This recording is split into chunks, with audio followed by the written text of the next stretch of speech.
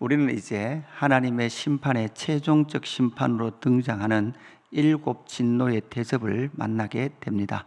앞에서 정리해 보면 인, 나팔 이렇게 넘어오죠. 인 심판과 나팔 심판, 이제 최종적 대접 심판을 우리가 본문에서 만나게 됩니다. 인의 심판, 인 심판이 7장에서 14만 4천과 허다한 무리로 마무리되었습니다. 나팔 심판 역시도 여러분 인이 7장이에요. 나팔 심판은 14장에서 14만 4천과 허다한 구원받은 하나님의 나라 백성들의 노래가 등장을 하게 됩니다. 그래서 7장과 14장이 인, 나팔이 마무리되는 그런 장이 됩니다. 그러나 인, 나팔 이후에 인 다음에 나팔 심판에서는 10장부터 15장까지 10장에서 15장까지 아주 길게 설명을 하고 있습니다. 그래서 7번째 나팔을 떼는 것을 앞뒤로 전후로 해서 천사와 작은 책 두 증인, 여러분 기억을 하셔야 돼요. 그림을 좀 그리셔야 됩니다. 천사와 작은 책 그리고 두 증인, 하나님의 나라 백성들 가운데에서 믿음으로 살아가야 될 삶의 의미와 바로 그 의미를 천사와 작은 책과 두 증인의 이야기가 있었다면, 이제 하나님의 나라 백성들이 그 땅에서 고통받는 이유를 또한 설명해 주고 있죠. 여러분 무엇이었습니까? 여자와 용 그리고 짐승 2마리의 등장, 이런 이야기들이 10장부터 15장까지 상당히 길게 그렇게 기술이 되어 있습니다. 그러니까 인 심판 이후에는 설명이 그렇게 많지 않습니다. 그러나 나팔 심판이 마무리되는 그 본문에서는 10장과 15장 사이에 상당하게 길게 종말을 살아가고 있는 성도들이 왜 그렇게 고통과 박해 가운데 있는지에 대한 설명을 분명히 해주고 있습니다. 그리고 이제 15장에서 넘어오면서 이제 주 안에서 죽은 자는 복되다. 반대로 말하면 주 안에서 죽은 자가 있고 주 밖에서 죽은 자가 나타나게 될 겁니다. 그러면서 곡식을 추수하는 그 천사의 모습, 진노의 포도주 추수를 하면서 그 포도를 진노의 포도주 틀에 던져버리는 그 심판, 두 심판이 등장했습니다. 이런 심판을 하시는 분이 누굽니까? 인자 같으니 예수 그리스도다라는 것을 우리에게 말씀해 주고 있습니다. 그러면서 이제 16장에서 오늘 최종 심판인 7 대접, 그 7 대접 중에, 대접 심판 중에 첫 번째에서 5번째를 우리가 살펴보게 되는 거죠. 여기서 우리는 첫 번째에서 5번째 대접 심판을 살펴보기 전에 우리는 반드시 생각해야 될 것이 있습니다. 무엇입니까? 앞에서도 제가 설명을 드렸듯이 10장부터 15장까지 상당히 많은 하나님의 그 백성들을 향하여, 박해당하고 고난당하고 있는 하나님의 백성들에게 상세하게 그들이 왜 박해 가운데 있는지를 설명하고 계시죠. 여러분, 이것처럼 하나님은 그렇게 설명을 하시면서도 무엇하고 있습니까? 이 최종 심판을 오래 참고 기다리셨다라는 것을 우리는 반드시 기억을 해야 합니다. 하나님께서 7 대접을 급하게 쏟으시는 것이 아니라 오래 참으십니다. 오래 기다리십니다. 그 오래 기다리는 사이에 여러분 어떤 것도 있습니까? 순교자들의 답답함도 있습니다. 천상에서는 순교자들의 답답함이 하나님 앞에 토로되기도 하고, 또한 이 땅에서 고난당하고 있는 성도와 교회들의 뭐도 있습니까? 기도에 그러한 향기도 드러나는 거죠. 그 시간들이 순교자 입장에서는 답답합니다.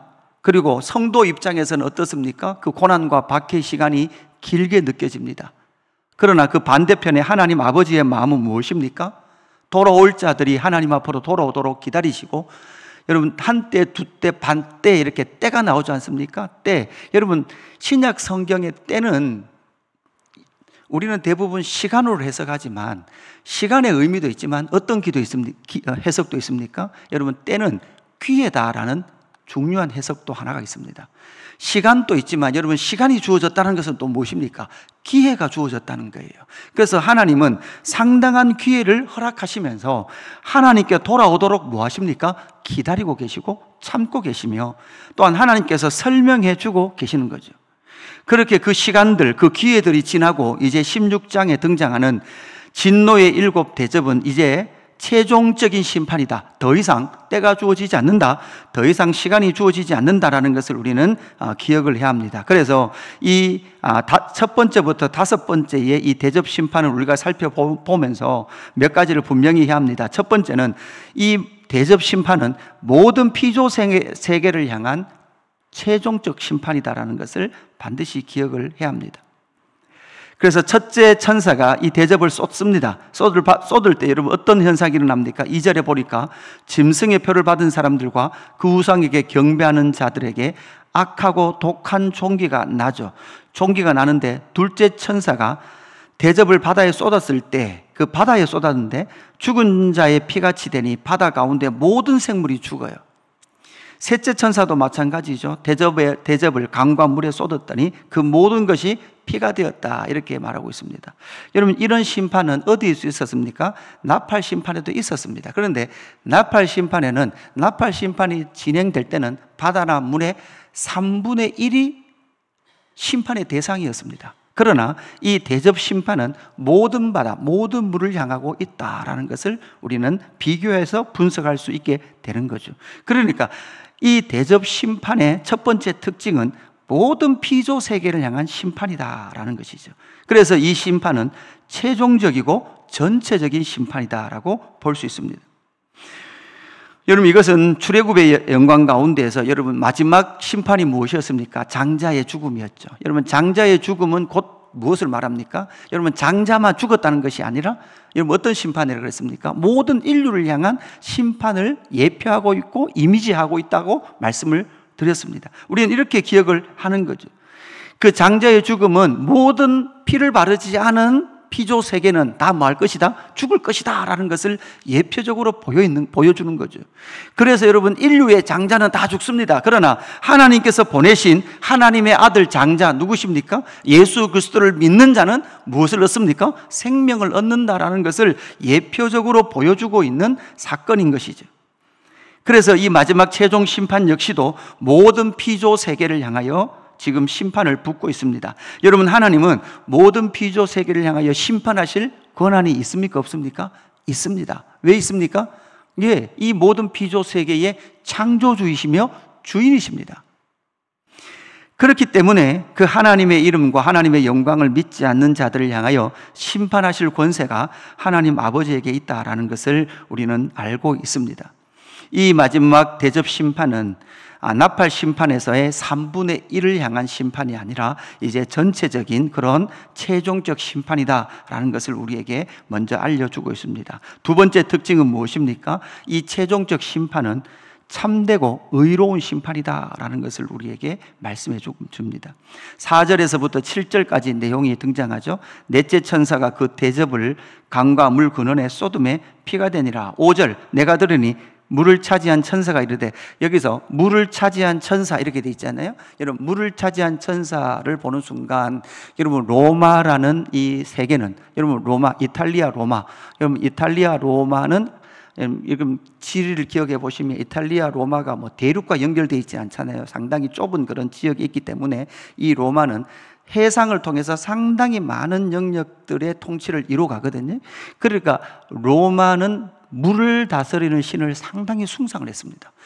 그러니까 바다를 다스리는 우상을 상당히 숭상했던 나라가 로마입니다. 그런데 뭐라고 말씀하고 있습니까? 물을 차지한 천사. 그러니까 로마가 숭상하는 그 물의 신은 우상이고, 사실은 이 물을 차지하고 있는 것은 하나님께서 보내신 천사가 물을 통치하고 있는 거다, 이렇게 설명을 하고 있는 거죠. 그래서 다시 5절에 가니까 이르되, 전에도 계셨고 지금도 계신 거룩하신 이여, 이렇게 심판하심이 어떻다고요? 의로우시다, 이렇게 말하죠. 전체적이고 최종적인 심판을 행하고 계신 하나님을 향하여 이렇게 심판하시는 것이 의로우시대요. 왜냐하면 6절, 그들이 성도들과 선지자들의 피를 흘렸으므로 그들에게 피를 마시게 하시는 것이 합당하니이다 하더라, 이렇게 말씀하고 있습니다. 그러니까 성도들과 선지자들의 순교, 피 흘림, 하나님의 이름과 하나님의 영광을 믿는다는 이유로 성도들과 선지자들을 죽였던 그들, 그 세상, 바로 로마 바벨론을 향하여 심판하시는 것은 합당하다라고 천사는 노래하고 있는 거죠. 7절에도 보니까 또 내가 들으니 제단의 말하기를 그러하다, 주 하나님 곧 전능하신 이여 심판하시는 것이 참되시고 의로우시도다, 이렇게 지금 노래하고 있는 거죠. 그래서 이 최종적인 7 대접의 심판, 그 심판은 최종적인 심판임에도 불구하고 또한 의로우신 심판이다라는 것을 선포하고 있습니다. 그 의로우신 심판은 누구를 향하고 있습니까? 바로 악을 향한, 악의 세력을 향한 분명한 심판이다, 의로운 심판이다라는 것을 말하고 있죠. 요한계시록 6장 10절에도 여러분 제단 아래서 누가 신원하고 있습니까? 피 흘려 순교당한 자들이 신원하고 있었죠. 그 피를 갚아주기를 기도하고 있었던 이 순교자들의 기도가 이제 하나님의 오래 참으심이 있음에도 불구하고, 그럼에도 불구하고 최종적 이 대접 심판에서 그 신원, 순교자의 신원의 기도가 성취되고 있다. 그 성취는 뭐로 등장합니까? 하나님의 의로운 심판으로 등장을 하게 됩니다. 사랑하는 성도 여러분, 우리는 분명히 기억해야 합니다. 하나님의 의로운 최종적 심판이 반드시 도래한다. 그렇기 때문에 지금 우리가 억울함에도 불구하고 우리는 무엇해야 합니까? 인내해야 합니다. 신앙생활 하는 과정 속에서도 여러분 억울한 일을 당합니다. 참을 수 없는 억울한 일을 당해요. 내가 죽는 것 같은 그 고통들이 다가옵니다. 그럼에도 불구하고 우리가 인내해야 될 이유는, 여러분 최종적 심판은 누가 합니까? 하나님이 하십니다. 하나님의 최종적 의로운 심판을 기대하며 인내하며 살아가는 저와 여러분의 신앙 여정 되기를 주님의 이름으로 축복합니다. 세 번째 특징은 무엇입니까? 회개하지 않습니다. 다시 해석을 해보면 회개가 허락되지 않는 심판입니다. 여러분 최종적 심판이니까 이 심판은 회개하도록 주시는 심판이 아니에요. 인과 나팔은 무엇입니까?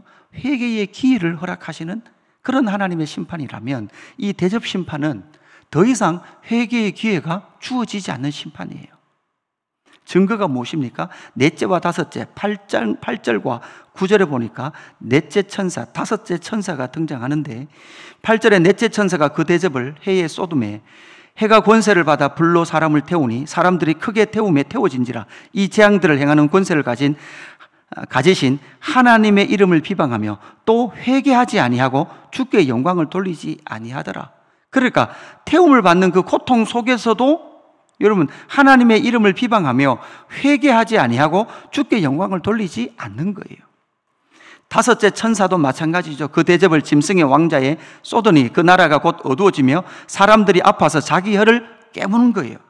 아픈 것과 종기로 말미암아 하늘의 하나님을 비방하고 그들의 행위를 회개하지 아니하더라, 이렇게 말하고 있죠. 그러니까 인간편 측에서 보면 여러분 회개하지 않는 거죠. 여러분 출애굽 여정 속에서 10가지 재앙이 행해졌죠. 행해질 때 애굽의 바로왕이 여러분 마음이 어떻게 돼요? 완악해지죠. 완악해져서 그는 그 10가지 재앙이 선포될 때마다 조금 뭔가 돌이키는 것 같지만 그 돌이킴이 여러분 온전한 돌이킴이 아니었죠. 점점점 완악해졌죠. 그 완악해졌던 바로의 마음을 하나님께서 뭐라고 말씀하고 있습니까? 하나님이 그렇게 완악하게 하셨다, 이렇게 표현하고 있는 거죠. 그러니까 이 마지막 대접 심판은 여러분 어떻습니까? 그들이 회개하지 않을 뿐만 아니라 하나님께서 회개할 기회도 주시지 않는 최종적 심판이다라는 것을 우리는 이 본문에서 발견하게 되는 겁니다. 오늘 이 첫 번째에서 다섯 번째까지의 대접 심판을 우리가 확인했습니다. 모든 피조로 세계를 향한 심판, 최종적 심판이다. 그리고 이 심판은 의로우신 최종적 심판이다. 그리고 이 심판은 회개하지 않는, 회개할 기회가 제공되지 않는 최종적 심판이다라는 것을 반드시 기억을 하면서 성도인 우리는 이 최종적 심판이 다가오고 있다는 것을 인식하면서 우리가 이 땅 가운데 억울한 일이 있을 때에도 여러분 우리는 무엇을 합니까? 인내합니다. 나를 십자가에 못 박습니다. 그리고 우리 가운데 작은 고통이 찾아올 때마다 우리는 무엇합니까? 하나님께서 또다시 우리에게 지금은 아직도 회개할 기회를 주고 계시다라는 것이 여러분에게 은혜가 되어지는 오늘 이 하루를 살아가는 저와 여러분 되기를 주님의 이름으로 축복합니다. 하나님 아버지 감사합니다. 회개의 마음을 주시는 것도 은혜입니다.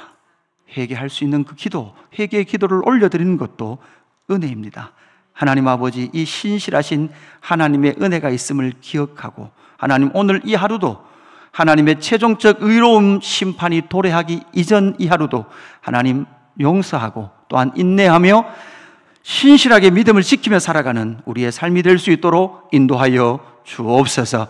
최종적인 이 대접 심판이 이르기 전 오래 참으시는 하나님 아버지의 마음을 기억하고 오늘 이 하루도 하나님의 사람으로서 성도로서 복음을 전하고 하나님 아버지의 마음을 이 땅 가운데 흘러보내는 저희들 되게 하여 주옵소서. 감사함을 드리며 구주 예수 그리스도 이름으로 기도드리옵나이다. 아멘.